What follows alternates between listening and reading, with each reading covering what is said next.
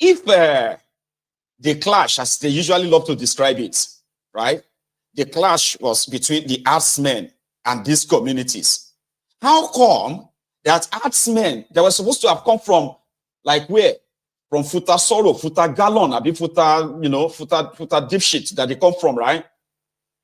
So if you can imagine the distance between Ebonyi and Futa Sorrow in the Sahel, we are talking about over 1,000 kilometers apart. So how could people who invaded the community succeeded in killing the people in that community, 16 of them, then displacing hundreds of them as well?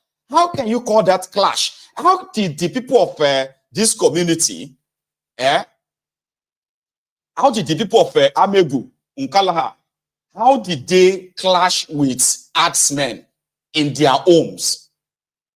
How? Like, how do you clash with people in your own home? How do you clash with people on your own farm? Like, it's your farm. So anybody who trespass to your farm, they are the ones who have come onto your farm. So how do you clash with? And then when you clash, how come that it is the indigenous people in their own communities that are always recording casualties? It is unfortunate. I hear that, the Ebonyi State governor, Abina government, says that they are going to find the perpetrators. No, you won't. No, you are not going to find them. Because this is just like a medicine after death. Every now and then people will say people should defend themselves. People should defend themselves. But in reality, the entire system that is rigged against you prevents you from fighting for yourself or defending yourself. So the ideal thing is probably to just do it. If I have an advice to give, and if my advice will count, right? For the communities who have the presence of all these terrorists hanging about and you're seeing them, and somehow, in some areas, so if you go to Badagri right now, you will think Badagri is half Fulani, half Yorubas right now. To the point that somebody in that Badagri, who they claim was an Oba, had to kind of like crown a Fulani there as their, what do you call it, their Seriki Fulani. Because according to them, they have so many Fulanis in their forest that for peace to reign, they decided to just make them feel welcomed by appointing one of them as Seriki for peace to reign in your own community, for peace to reign. If not, they believe that they may just wake up one day and start killing them. And they don't want that. They don't want that. So what they want, that's why they are like appointing them as Seriki, giving them titles to make them feel welcomed. Yeah? So my own advice would be, if you have all it takes, if you have all the means, right? There's no point in trying to accommodate those who are still going to kill you anyway. And there's no point in trying to, protest about it. Just do it. Get rid of them from your communities if you have the wherewithal. Do it first and ask questions later. Because there are communities who have discussed this. Look at this community in Ebonyi. They categorically had a meeting, and the able-bodied men in their community, they came together. They gave an ultimatum to these Fulani terrorists that surrounded their community to leave. And then the military came in to warn them to desist. Cease and desist. And then that's it. Yesterday, 16 innocent people, including women and children, were slaughtered by these terrorists. And now the government is, we are going to find them. We are going to bring them to book. No, they are not bringing anybody to book. In another few weeks or in another few months, they're going to strike again. Maybe in another community where they have been locking around as well. You are on your own. In that contraption, everyone is on his own. So if you have what it takes, the ideal thing is just do it and ask questions later. If I can advise. Just a few days ago, again, one mofo who said that the Yorubas fell off for rejecting Sharia. Now they found him, and what it looks like is one of these online Bambi alas. See what the Egbere look like. The one that said that it is time to start a jihad in Yorubaland. Now the mofo be this. And I heard that he also has a link to El Fire of Kaduna. This is the mofo from Okun in Kogi, who said his mother is Fulani, his father is Yoruba, and he regrets being a Yoruba. Look at the thing. Look at this thing. The one that wants to come and fight a jihad in Yorubaland. Look at him. Look at this. This is how horrible they are. And dark-hearted they are as well. Hiding behind religion and hiding behind their one fake Nigeria to perpetuate their religious agenda and what have you. Look at the thing. Look at him. Yeah? See the thing. That's why I said that if they want to start their jihad in Yorubaland, it will make a bit of a sense, right? If these mofos are allowed to lead it. If somebody like this is allowed to lead it. Yeah? Abayomi. His name is Abayomi. Abayomi something. Let me see the second name. Abayomi. That's the guy who was saying that it is time for jihad in Yorubaland. This thing. So the religion that these guys are hiding behind, which, well, the last time under Bokwari, it was about Ruga, I told you, Ruga, Fulani colony, Katu colony, grazing routes, ranching, waterway bills, and all other nonsense they pushed. But right now, it is Sharia. Their own solution to the problems that Nigerians are facing as we speak, especially the economic ruin that they are currently wallowing in. They have no solution to that. They are not concerned about the insecurity that they have to deal with, the hardship, and all of these things happening in that contraption. But rather, they will push religion. And they will invest so much of their energy in pushing this madness. It's unbelievable. You know? Anyway, yesterday, they released this lie. And it's not really hard to know that it was a lie. I did a piece on it. And this morning, somehow, as, the God will have it, NELFUND. This is the agency responsible for disbursing their student loan. So yesterday, Tinubu said that they have disbursed 104 billion naira to 600,000 students in Nigeria. There's no what do you call it? There's no any record to back it. Do you understand? There is no evidence to back that postulation.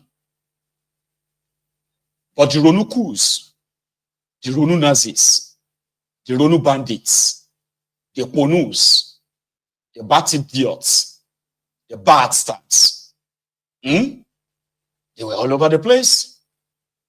According to them, Tinubu has done so much for education which is not true.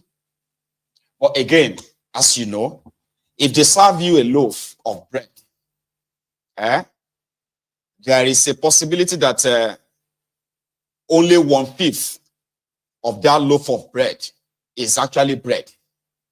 The remainder of it is obviously going to be lies, propaganda.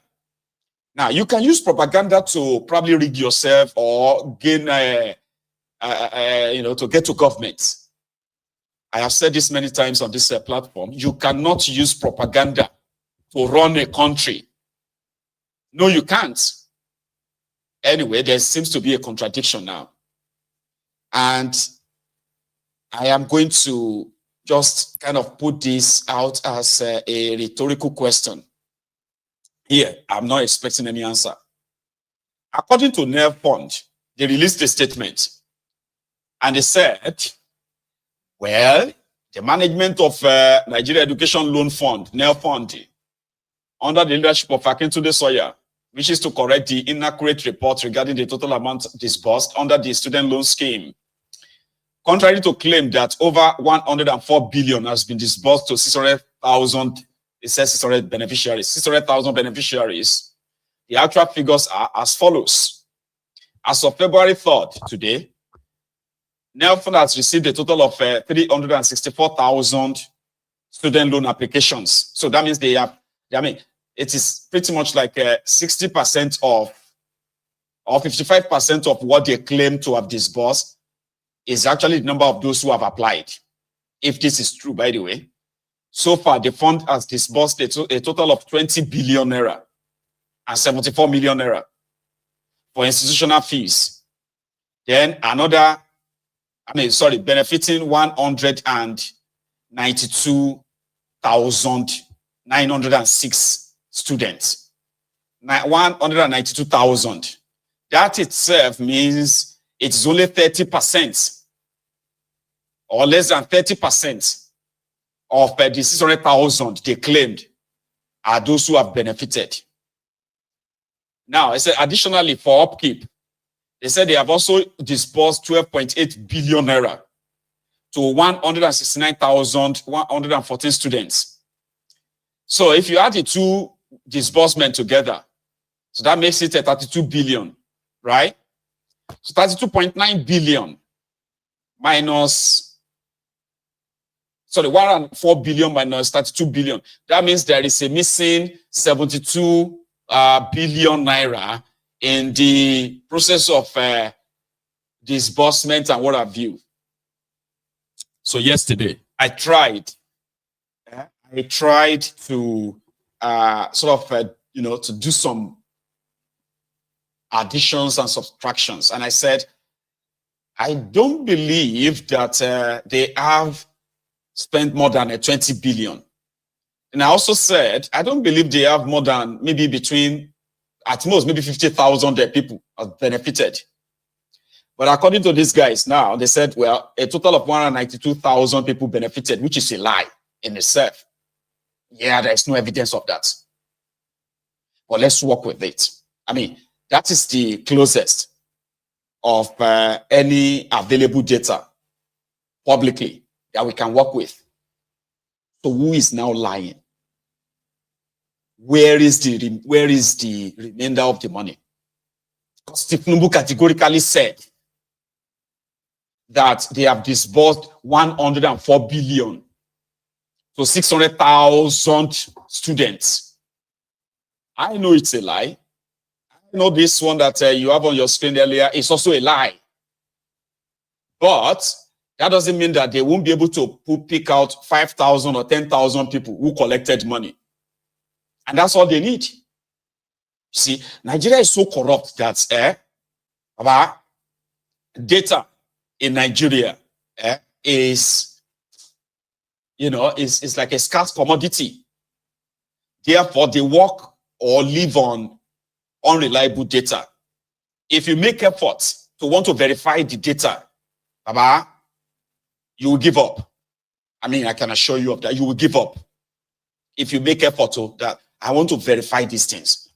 Oh yeah, please give us the evidence of 192,000 students that collected this money, and their pictures, their names, their schools, their matriculation number and everything. Sure, you get now. Oh yeah, give us one by one, Baba, you will give up. Because at the end of the day, you will barely see 50,000 people. It is the same when Bukwari was there, right? The Ministry of Humanitarian Disaster, Poverty Increment, right? Under Shadia, they were bragging that they were lifting people out of poverty. And there was a time the woman claimed to have shared over 600 billion naira to 11.4 million people. But there was no record. So how did you share 600 billion naira to 11.4 million people, million household? That is running into like about 60 million people. How? How? They said they had something called the National Register. Okay, National Register. Okay, that's fine. Can you show us the register? There was no register. But there were photos, there were pictures of people in Abuja collecting 10,000 naira, 5,000 naira. They took their pictures. And I'm talking about a picture of seeing, let's say, 200 people, 300 people collecting 5,000 naira, 10,000 naira from the minister and her agent. Then they went to Imo State. They went to Ogun State. They were in Lagos. We saw them in Sokoto. We saw them in like about maybe 20 states. And if you put the whole numbers of people there present together, about they no reach 50,000. I'm kind of being generous here now. So you get 50,000 people. These were the people they called from the corner of the streets with the Ghana Must Go money they brought to the state, and they were sharing the money to them, took their pictures, make some videos, put them online on the websites, and that's it. 600 billion naira gone. So when Tifnubu and his criminals came in, they had to say they want to do a national register. What happened to the register that Shadia was using? There was no register. So what were you talking about when you said you had registers for poor people? So no, there was no register. We have to develop another register. Develop another register. Guess what? To develop another register under Omo Beta, they had to kind of like loot another 7.8 billion naira. That was what got Omo Beta removed though. Beta Edu. They were sharing the money just like that. And indeed, their Minister of Finance, what is his name again? Wale Idun, also came out towards the end of last year to say they have shared 25,000 naira each to 15 million household. When we did the math, that was like a 625 billion naira. It's okay, show us the proof of how you shared the money. There is no proof. What about the money? The money was gone. Gone. So this one is also like a job for the boys. Do they have people who apply for the loan? Of course, yes. Do they have 192,000 people that collected the money? No, there is no evidence. There's absolutely no evidence.